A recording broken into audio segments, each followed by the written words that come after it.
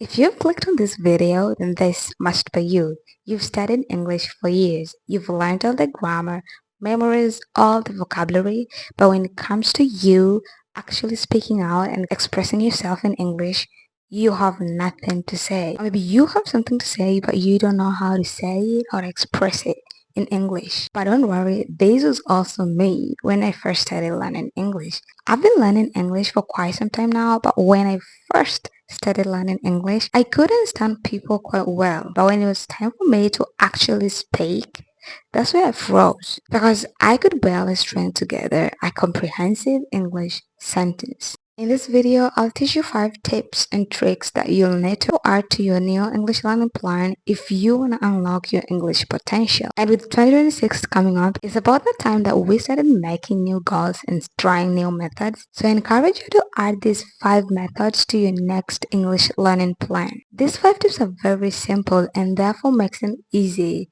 to be implemented on a day-to-day basis. Let's get into the 5 tips. The first method to add to your English learning plan is control your input and output ratio. Your input is what comes in through learning. This includes you listening to music, listening to English podcasts, watching English movies with subtitles, reading textbooks, reading storybooks in English. That is a part of your input. Output is where you're using what you have learned in practice.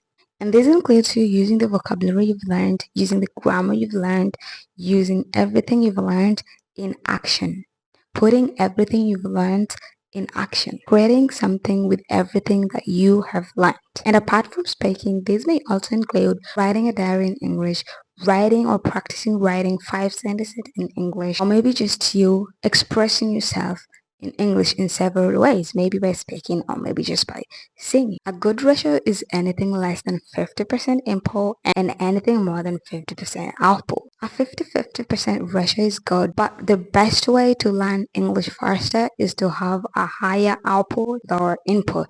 And this is why, hear me out. Let's say you're learning how to make a pancake, right?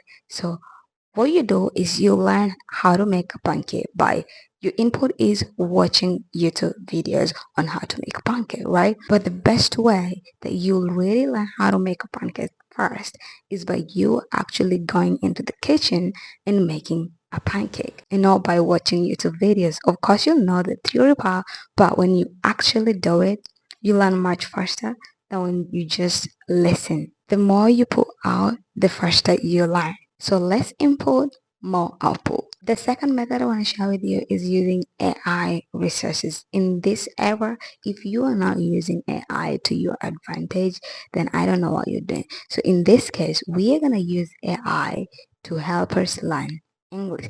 The AI that I mostly use is ChatGPT, and you can also use it to learn English by asking it questions where to start learning English. If you're just starting your English learning journey, you can ask it what topics you can start by learning. You can also ask it common phrases in English. You can also learn basic stuff in English from AI. You can also ask AI how to pronounce certain words in English. That's not even the end of it. Did you know that you can also practice your speaking by actually having a conversation with AI? And you can also ask questions on a broad range of topics, let's say weather, games, travel, cooking, any topic that you want to talk about. You can talk about it with AI or maybe ChatGPT. Another pro of using ChatGPT is that it also gives you feedback on your English growth or your English practice or improvement. I like when you're just studying English yourself, you'll not know if you're doing great or you're doing better from last time. Especially if you are a shy individual or just an introvert and you don't really go out that much to speak to people to get feedback from them, ChatGPT will help you with that. So you better include this method in your English plan. AI can also help you learn a specific accent in English. So let's say you're more interested in the British English. It will help you so much by mostly focusing on phrases or everything that is used in British English and how to pronounce stuff in British English. So that will be really helpful if that is what your interest is in. Third method that you should add to your new English learning plan is practice. And by practice, I mean actually speaking or actually writing what you have learned in English. Okay, AI is just AI, but if you want to enhance your learning or enhance your English and feel more natural, you really have to put yourself out there and have like a real natural conversation with someone, a real dialogue with a real person. And if you don't have friends or you don't have family members who speak English, are not interested in learning English, you can get online or maybe go to TikTok, Instagram, or maybe Facebook. Get a friend, a pal from a speaking country, or just someone who's also learning English. Or you can also just get into these English line apps and just get someone who's studying English and practice your English with them. Have conversations with them.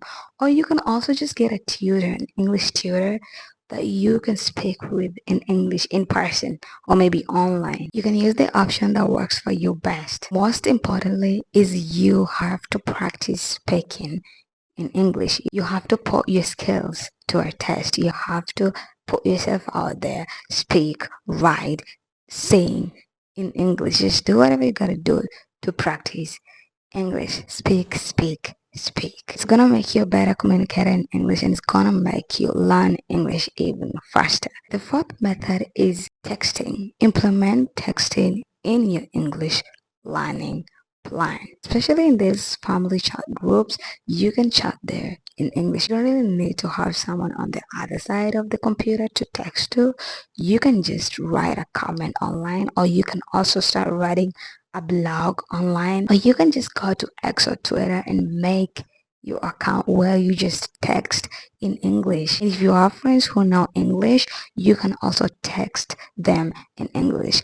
Text, text, text in English. This will help you memorize what you've learned, and it will also help you think first in English, because before you write something you have to think about it in English. So if you're writing something in English, you'll have to think about it in English, and the more you do that, the more you will train your brain to think in English. So you better start writing and texting in English. And finally, the last method I want you to add to your new English learning plan is journaling. To do this, you'll need to have an English journal. I need you to just get a book that is specifically for you to journal in English. Journal about anything you want to journal about in English. You can also start by writing stuff about yourself. Let's say, for example, things that you love about yourself in English, things that you want to do in English, how you want to spend the next year learning English. You can also write your improvement or your progress